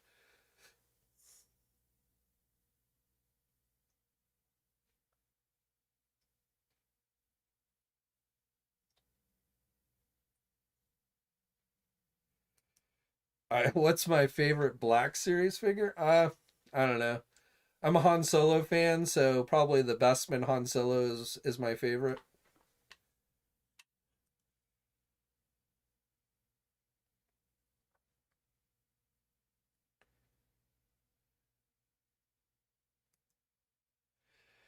John, do I think? I guess you would have to define lots of money. Do I think you're going to ever be able to like pay for your kids' college or something like that? No. Will some of them go up in value? Yeah. Um, but like I said, you'd have to define lots of money. But I wouldn't. I mean, again, people collect for different reasons. If you're collecting for value, there's probably better things you could find to spend your money on that will go up in more value. So I'll put it that way. But if you're not really collecting for value, but just think, well, what if it is? I wouldn't worry about it. I would just open your figures and enjoy them. Because like you said, or like I said, who knows what might be perceived valuable one day, or what might not be perceived valuable one day. Um, And usually, I mean, most things, I mean, value is one of those things that's kind of like in the eye of the beholder. Something is only worth as much as somebody else is willing to pay. That's why I don't put a lot of stock in price guides and stuff, or even like eBay, because I mean, eBay, when you look at eBay, it's so easy to inflate prices on eBay to get eBay to say, well, this is the going price for this item. You know, that's why I think you ever notice how when somebody first gets something, they generally don't give you the buy it now option. They let people bid on it, and then it's pretty easy to run up a bid on an auction. And so you get a couple of things that are run up on you know, you run the price up on the auction, and then all of a sudden eBay is telling you this is the going price for this item. And then everybody starts coming in and selling the item for that amount. You know, to me, you know, something's only worth as much as what it's, you know, what you're willing to pay for it. And, you know, that's going to differ from every, you know, every person. But I don't put a lot of stock in someone telling me what something is worth. Now, I will, you know, I preface that by saying, if I have something and somebody comes to me and says, man, I'll give you like $20,000 for that.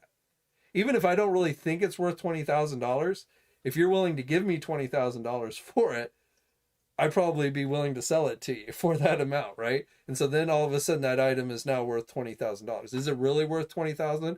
Is everybody going to, would everybody be willing to pay that much money for that item? Probably not.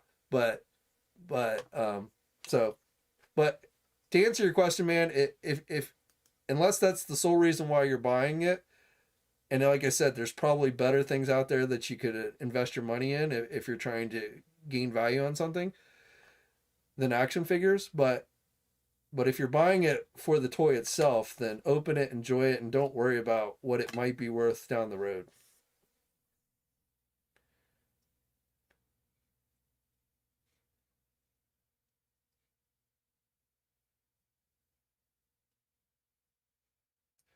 Gwen says, market fluctuates. Stuff I bought over 20 years ago aren't worth much by today's standard.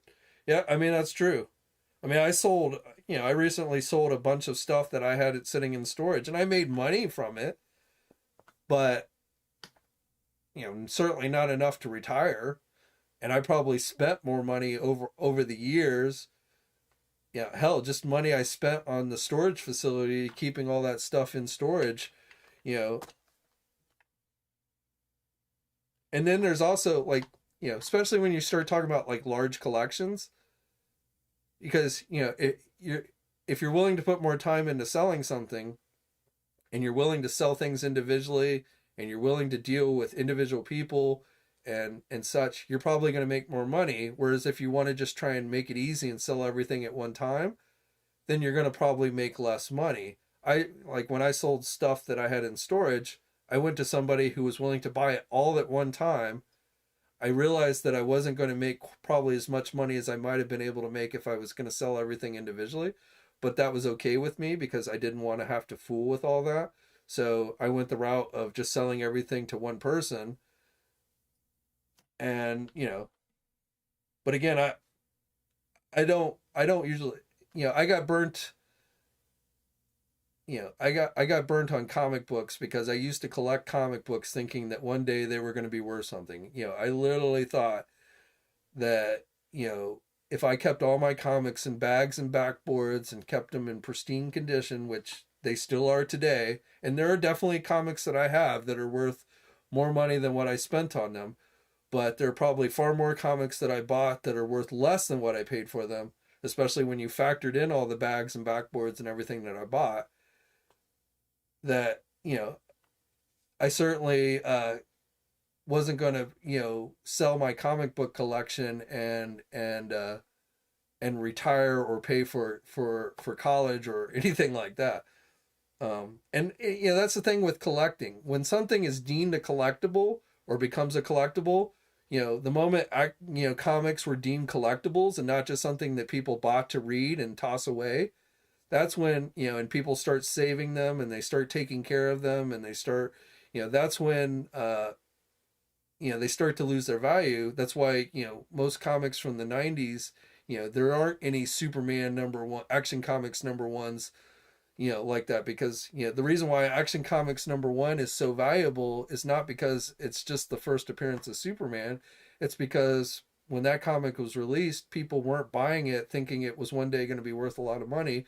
They bought it, they read it, they rolled it up, they used it as toilet paper or whatever, and there's you know years and years later, there's so few mint condition copies of that comic book out there that the few that are out there are truly worth something. But when people started collecting comics in the late 80s and 90s, and they were collecting them as collectibles, not only were the comic book companies churning out tons and tons of issues so that they were flooding the market with those titles, everybody was saving them and keeping good care of them, and none of them got damaged, and so there's still so many out there floating around in the market that they're just not worth much.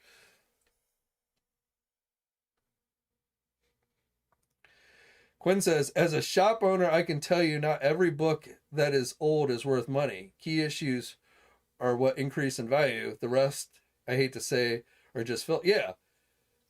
And again, like, I have comics that are worth something, but they're not worth like millions of dollars. I don't have any comic that's worth millions of dollars. I have some comics that I might be able to sell for maybe 100 or so, which being I paid $1.25 for it, that's a pretty good markup, right? But I'm not going to retire selling a comic book for $100. So I definitely have no comics in my collection that like equate to Action Comics number one. And I have like I have the first appearance of Spawn, I have the first appearance of Deadpool, I have the first appearance of Cable. I have a first appearance of a lot of characters that have become very popular over the years in comics, but they still don't bring in the value of like the first appearance of Batman, or the first appearance of Spider-Man, or the first appearance of Superman, things like that. And that's because when Cable and Deadpool and all those characters came out, people were collecting them as collectibles, thinking that one day they would be worth something, and so they took care of it. And there's plenty of copies of the first appearance of Deadpool out there in the market. Hollow Knight, yep. Power of the Force, yep. Those things are not valuable at all for the most part. And again, I think when people started buying those Power of the Force figures, a lot of people bought those as collectibles, and so they kept them on the card backs. They didn't open them, they didn't play with them. They were hoping one day they would be valuable like the original Star Wars figures. And it just didn't happen. And it didn't help that Hasbro cranked out a ton of those figures and flooded the market with them so that there's a ton of them out there.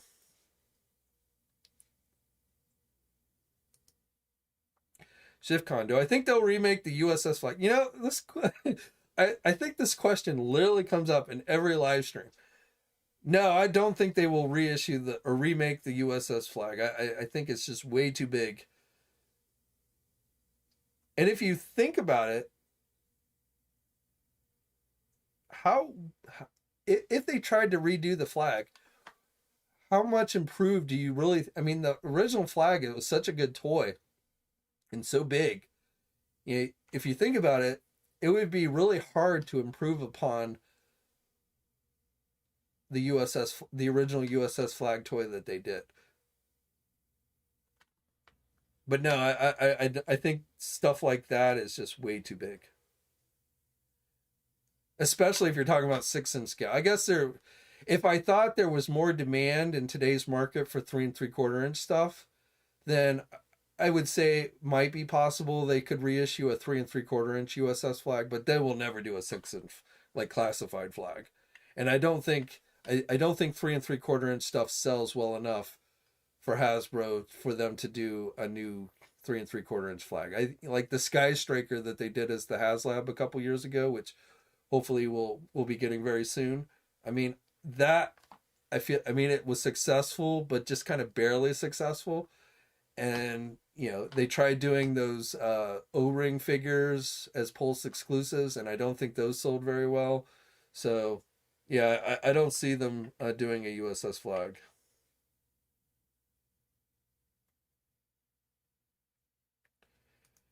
Michael, no. I mean, we've got a week and a half left of this month. I don't think and I've not seen any if Hasbro was going to do another live stream next week, it would probably be D&D, but I don't think they're going to do D&D. They're probably kind of laying low on the D&D front. So I don't expect any more live streams from Hasbro this month. Next month, yes, but not this month.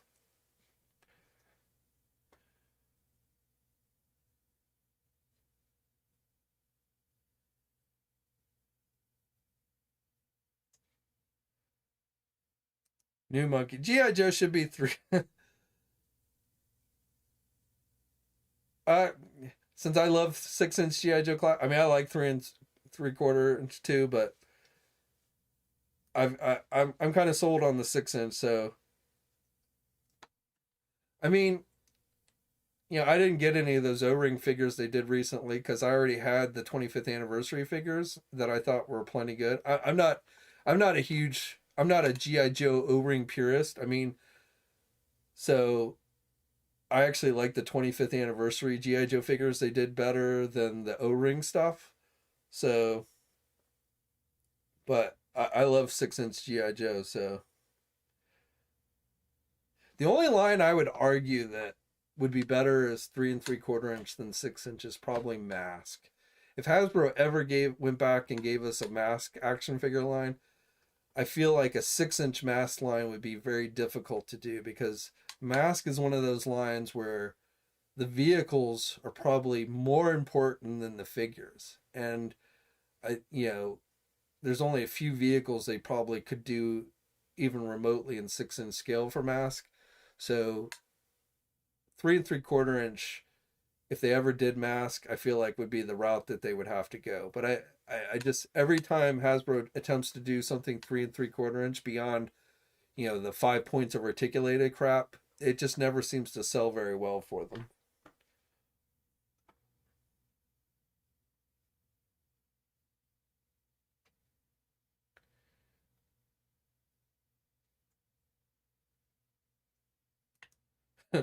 Ben from the bunker. When is G.I. Joe Classified ever going to give us G.I. Joe Extreme? Hopefully never, in my opinion, but who knows?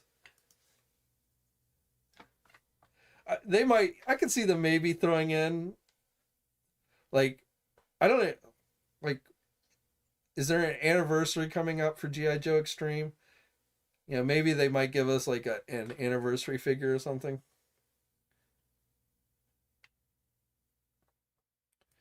Hasbro. See, Visionaries is. I think you overestimate the popularity of Visionaries. That was a pretty obscure toy line. So unless they ended up doing a movie or something like that for Visionaries, I don't see them like trying to revitalize Visionaries. If we ever saw like a Visionaries or something like that, I feel like it would end up coming from like a Super 7 or somebody like that.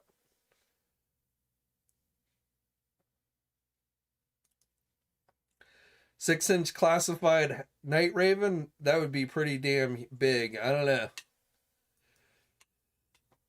I mean, let's see if we get a Dragonfly this year. I'm not 100%. I'm not 100% convinced that that's not happening this year. Hasbro isn't going to try and give us a GI Joe classified Dragonfly. So let's see. Let's see what they do this year for HasLab. I don't think it'll be. I don't think they would do something as big as a Night Raven, but they might try and do something like the Dragonfly.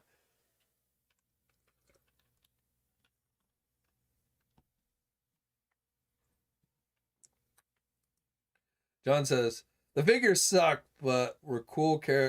I gotta be honest. I really GI Joe Extreme came out in that time period where I really didn't pay any attention to toys, and so it was never any. I remember seeing them like when I would walk through a Toys R Us aisle. I remember seeing them on the pegs, but it was never an action figure that I ever collected or even remotely considered collecting.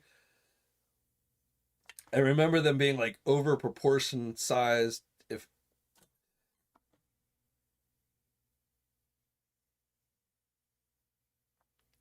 Gnarly says, I, yeah, I mean the Vamp would definitely size wise would fit in that HasLab 6-inch scale category, but for me personally, I'd rather see a Dragonfly than a Vamp.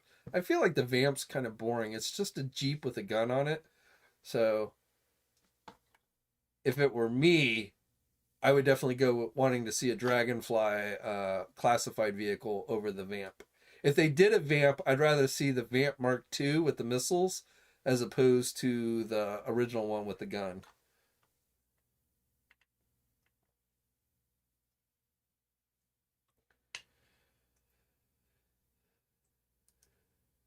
New Monkey. I started collecting the small size Mega Construx Masters of the Universe line. I think it's a good way to collect all the figures and like yeah. I mean those look. I mean I haven't bought any, but they look. I mean that Snake Mountain Mega Construx playset they did that looks awesome. Um, so I mean yeah, that's definitely a cool thing.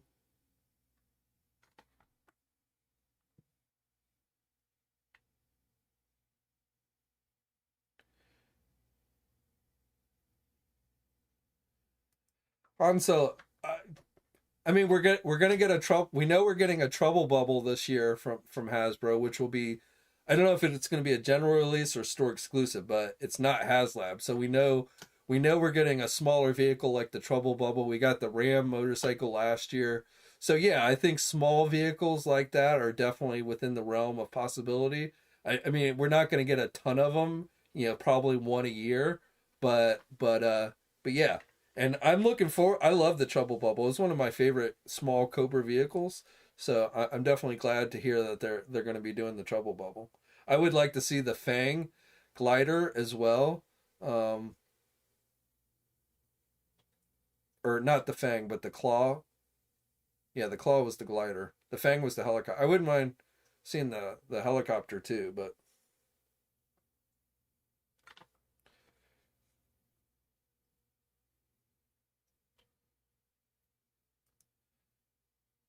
Bumble. No, Super Seven's worse at pricing than Hasbro. I mean, a 7-inch Super 7 figure costs $45 to $55. Uh, so the argument for or the justification for Super 7 is that they're a smaller company, they make small production runs, um, and those are legitimate things. That's all true. But as far I mean, pricing wise, though, Super 7 is far worse than Hasbro. But I often wonder if companies like Hasbro don't look at companies like Super 7 and say, look at these people buying, these 55, $65 7-inch figures. We should be able to make figures that price too.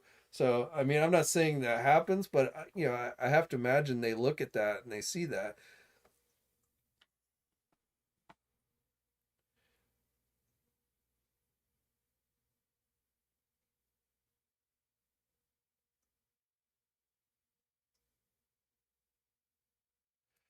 John, the snake armor would be cool. I mean, that was my very first. I don't know if you want to call that a vehicle, but that was one of my like the very the very first GI Joe items I bought, which I got from a Walgreens drugstore, was Grunt. That was my first GI Joe figure, and the Cobra Snake armor. So, uh, yeah, I would definitely love to see that in a 6-inch form.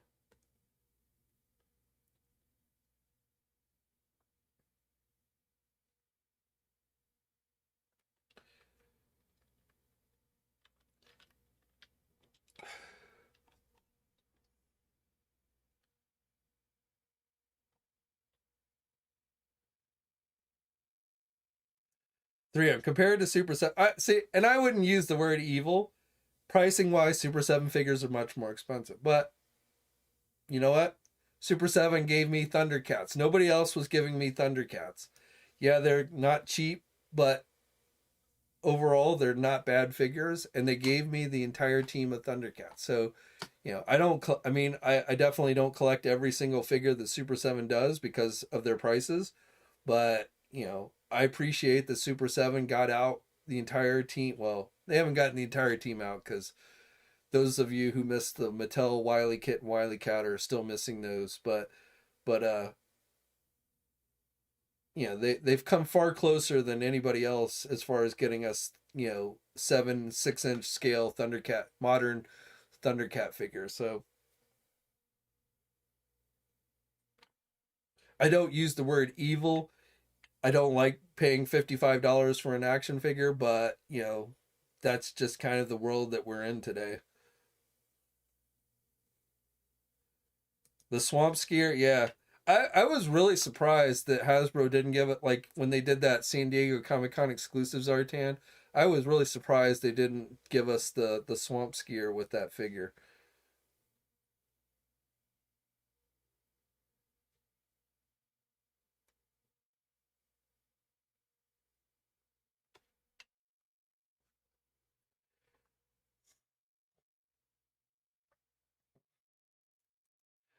The Battle Armor Cobra Commander, they might. I haven't, like, no indication at this time that they will, but I could definitely see them doing that figure at some point.